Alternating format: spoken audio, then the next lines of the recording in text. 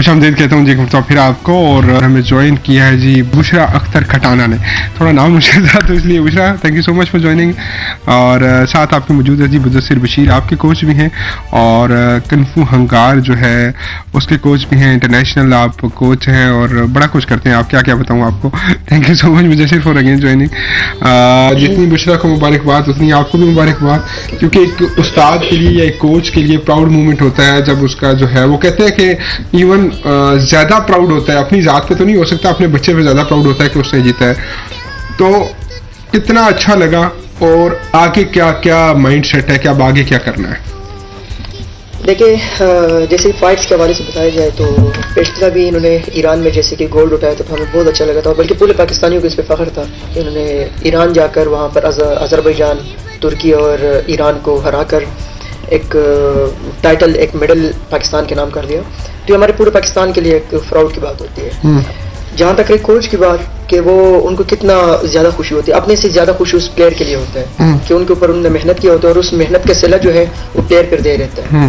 तो ये मेरे लिए और मेरे पूरे पाकिस्तानियों के लिए बाकायदा फ़ख्र की बात है और खुशी का मुकाम है कि हमने एक प्लेयर, जैसे कि मतलब एक प्लेयर तैयार किया जाता है, उसको पॉलिश किया जाता है और उसके बाद फिर वो रिंग में उतर कर वो अपने आप दिखा देता है।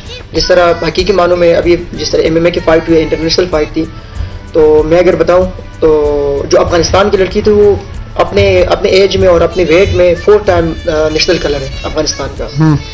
तो वैसे जैसे अभी आपने बताया कि शक्ल से तो बिल्कुल मासूम लग रही थी, गुन्नी सी लगती है ना सारी वो, पर अंदर से वो इतनी स्ट्रांग थी कि उसकी ग्रैपलिंग बहुत अच्छी थी। उसने 2-3 मरतबा ट्राई भी किया इनके ऊपर, पर वो कहते जब किस्मत साथ नहीं देता तो फिर कुछ नहीं होता।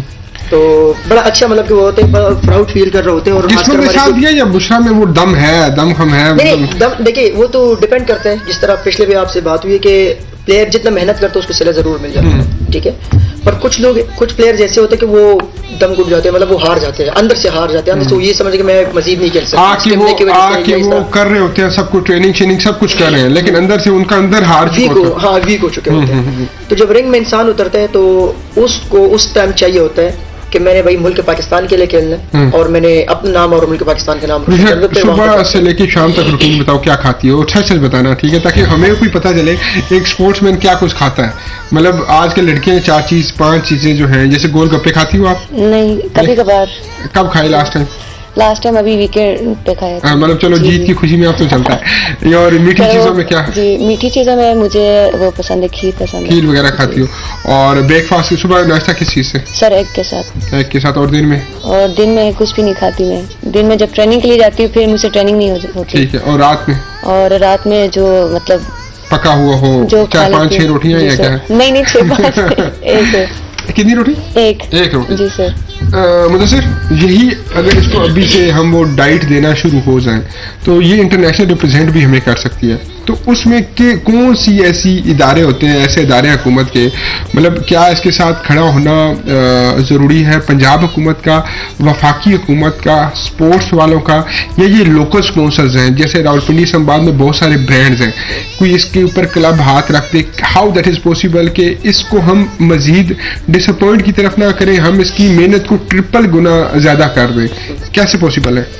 देखिए, ये तो जो काम होता है स्पोर्ट्स के हवाले से, ये आपका, अब हम पंजाब में हैं तो ये स्पोर्ट बोर्ड पंजाब का काम होता है, ठीक है, कि सबसे पहले बैकअप जो है उन्हीं ने देना होता है प्लेयर्स के लिए। ठीक है। अगर उनको लगता है कि यार ये प्लेयर्स जो है ये मुल्क पाकिस्तान का नाम रोशन कर सकते हैं ओलंपिक्स में भी या यूथ में भी, तो फिर उनका काम होता है कि जब भी इंटरनेशनल इवेंट हो तो वही बैकअप देते हैं और वही आगे प्रमोट करते हैं। अब यहाँ पर ये जिस तरह आपने रावलपिंडी की बात या मतलब एक सिटी की बात की, तो हमारा डिस्ट्रिक्ट स्पोर्ट डिपार्टमेंट जो है वो जब भी हमारा नेशनल इवेंट हो या इंटरनेशनल इवेंट हो तो बहुत ज़्यादा साथ देते हैं, ठीक है, वही बैकअप देते हैं और उन्हीं के बदौलत बाकायदा प्लेयर्स जो है हम कोशिश करते हैं कि आगे की तरफ निकाल देते हैं। अब कोई प्लेयर जैसे होते हैं, आपको पता है कि गुर्बत की वजह से पीछे रह जाते हैं और अक्सर ये है भी ऐसा ही कि गरीब बच्चे जो है वो आगे आते हैं। अच्छा, ये जो कहा जाता है कि बॉयल की हुई चीज़ें खाएं, ऑयली चीज़ें ना खाएं, ये ना करें वो ना करें, तो आप भी लगाते हो पाबंदी बच्चों के ऊपर कि नहीं तुमने बर्गर नहीं खाना है, नहीं तुमने ये नहीं करना, नहीं वो करना, क्योंकि ज़िंदगी ना मिलेगी दोबारा। और हमसे कोई कहे कि यार ये चीज़ें नहीं खाने, तो हम कहेंगे भाई चुप कर, तुम नहीं खानी तो नहीं खानी, हम तो खाएंगे। जाएंगे। तो क्या बच्चे मान लेते हैं? और दूसरा ये है कि कुछ थोड़ा हल्का सा तो फ्रीडम होना चाहिए ना इनको।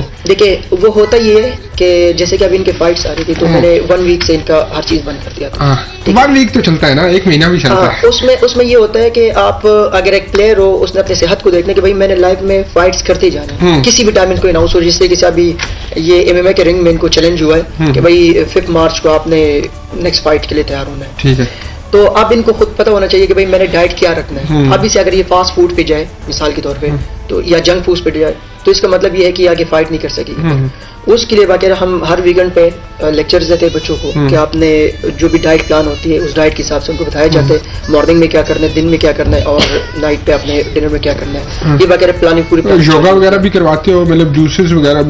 पहले तो योगा पे आओ कि योगा होता है इनका या बस यही है कि राउंड चक्कर शक्कर लगाओ और इसके अलावा ये है कि अपनी डाइट का ख्याल रखो, या प्रॉपर योगा क्लासेस, स्ट्रेचिंग वगैरह सब कुछ होता है? होता ये कि जब क्लास स्टार्ट हो जाती है तो फर्स्ट 15 मिनट जो है ये प्रॉपर बॉडी स्ट्रेच होता है। ठीक है। कड़े कड़े बॉडी स्ट्रेच होता है। ठीक है। उसके बाद फिर मैट फिजिकल स्टार्ट हो जाता है क्योंकि वो सबसे ज्यादा जरूरी है एक फाइटर के लिए जब आप कोई भी फाइट। तो कम से कम 15 मिनट जो है वो फिर मैट फिजिकल होता है। उसके बाद फिर जो बच्चे को जो प्लेयर्स को मतलब जो लेसन मिला होता है उस लेसन के ऊपर वो अपने प्रैक्टिस जारी कर रहे होते हैं। ये चीजें फिर उस हिसाब में डाइट प्लान। अब एक बच्चे ने वेट कम करना, जिस तरह इन्होंने वेट कम करना था तो उस वेट के हिसाब से उनको ट्रेनिंग दी जाती है, मतलब हार्ड वर्किंग की जाती है उसके ऊपर। अब एक बंदा उसने वेट नहीं देना है तो फिर लाइट ट्रेनिंग करता है ताकि उसकी बॉडी मेंटेन भी हो और साथ अपनी एनर्जी भी सेव कर सके। इस तरह होता है। अगर तो एक लड़की है वो कहा जाता है 2-4 साल और खेलेगी तो घर वाले भी बोलेंगे कि चल भी शादी कर, ठीक है। अगर इसको आगे चल के वो हस्बैंड या वो जिंदगी का लाइफ पार्टनर नहीं मिलता जो स्पोर्ट्स को सपोर्ट करने वाला है तो यहाँ पे लड़की का कैरियर ऑलमोस्ट खत्म हो जाता है। ये बहुत कम होता है कि माशरा में सपोर्ट करता रहे और ये मेडल तक चलती जाए और चलती जाए। ऐसे कैसे हो सकता है? हम इस तरह कैसे लिबरल हो सकते हैं कि इनको इजाज़त मिल जाए और हो जाए कि यार इसको पता हो कि या माशरे को पता हो कि लड़की अगर डॉक्टर बन के आई है तो वो इसलिए डॉक्टर नहीं बन के आई कि उसने शादी के बाद अपनी मेडिकल कंटिन्यू नहीं करनी, या उसने दुनिया की कोई भी डिग्री की हुई है तो उसकी एक स्पेशलिस्ट वो है उस चीज़ की, उसने अपनी ज़िंदगी सर्वाइव की है, उसके भी ख्वाब हैं जिस तरह मर्दों के होते हैं। तो हम माशरे में ये चीज़ कैसे डेवलप कर सकते हैं कि वो इन चीज़ों की परमिशन दे दे? देखिए अगर लेडीज़ के ऊपर बात की जाए तो ये एक अपने माशरे के लिए और अपने मुल्क के लिए एक रोल मॉडल होता है। जैसे कि आपने डॉक्टर की बात की है, किसी भी शूबे की अगर वो ताल्लुक रखती है मतलब स्पोर्ट्स की है और ये मुल्क पाकिस्तान के लिए काम कर रही है, मुल्क पाकिस्तान के लिए नाम रोशन कर रही है। इस तरीके से बाकी कंट्रीज़ में लड़कियाँ जो है वो ओलंपिक्स खेलती है, मुख्तलिफ गेम्स में प्ले कर रही होती है। तो जो उसका मेन कैरेक्टर होता है वो ये होता है कि वो अपने मुल्क के लिए कर रहा होता है।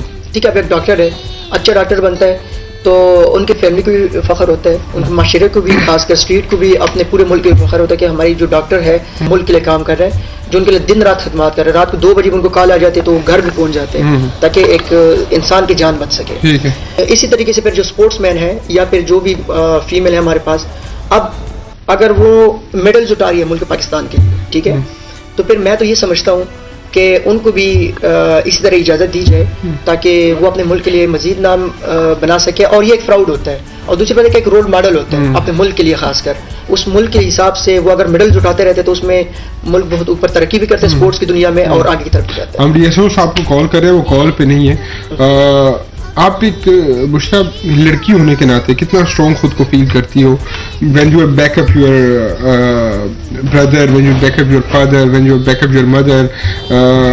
अब तो सारे खड़े हो जाएंगे साहब, ठीक है, चलो थोड़ा सा वो भी ले लिया ना, इससे पहले तो ताने ही मिलते होंगे कि की कर रही है जब इसको घर बिठाओ ये वो। अब कितना अपने आप को स्ट्रॉन्ग फील करती हो? सर जब से मतलब एक तो जब मैं ईरान से जीत के आई थी उसके बाद मतलब मैं अपने आप को बहुत इजी फील करती हूँ, और दूसरा ये फाइट जो मैंने विन की है इस पे मतलब सब बहुत ज़्यादा खुश हैं, स्पेशली मेरे फैमिली में भी।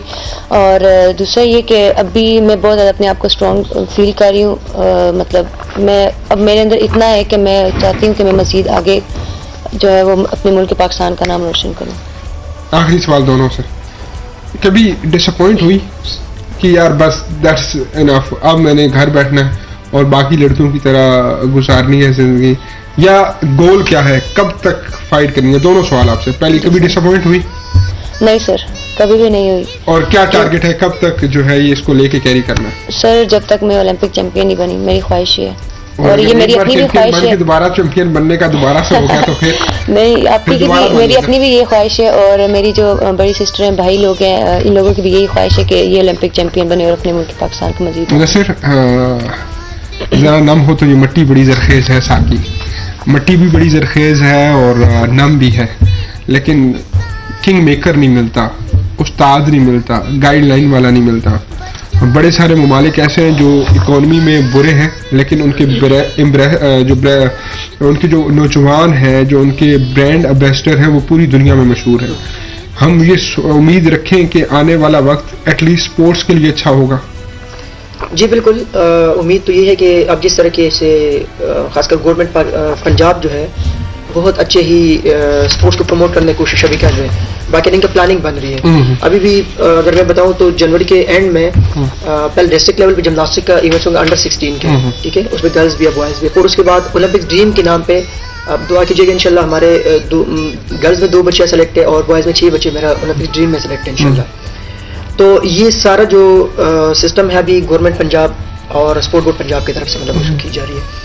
अब इसमें यह है कि आने वाले वक्त में हमें तो इंशाल्लाह नज़र आ रहा है कि क्रिकेट के अलावा भी जो बाकी स्पोर्ट्स है, जिस तरह बॉक्सिंग है, किक बॉक्सिंग है, जिमनास्टिक है, मतलब मुख्तलिफ जो मार्शल आर्ट से रिलेटेड है, या जो मुख्तलिफ गेम्स है, बैडमिंटन वगैरह, तो उसको भी तरजीह दी जा रही है। और इंशाल्लाह क्रिकेट के अलावा भी कुछ कहीं ना कहीं हम कुछ अच्छा कर लेंगे। जी जी इंशाल्लाह। चलो जी, मिलता हूँ छोटे से ब्रेक के बाद। और मुझे मैसेज था जी मदीना कैश एंड कैरी वालों का प्रोग्राम के बीच में से, बुशरा के लिए, कि हम इनको सपोर्ट भी करेंगे और इनके लिए जो है वो आगे चल के हमारे यहाँ जो भी होगी खिदमत, वो ये जो भी हमारे ज़िम्मे लगाएंगे तो हम वो पूरा करेंगे। तो बड़ी अच्छी बात है जी, और इस तरह की चीज़ें करनी चाहिए जी। जितने भी ब्रांड्स ओनर हैं, इन लोगों को आगे लेकर आना चाहिए। ये लोग हमारे असासा भी हैं और ये लोग हमारे इन्वेस्टर भी हैं, और ये लोग जिस तरह फाइट कर रहे होते हैं, जिस तरह अपने साथ स्ट्रगल कर रहे होते हैं, वो बेशक दीदनी है। मिलता हूँ छोटे से ब्रेक के बाद, कि हिम्मत चाहिएगा, दोबारा मुलाकात होती है आप लोगों से। Happy Sunday.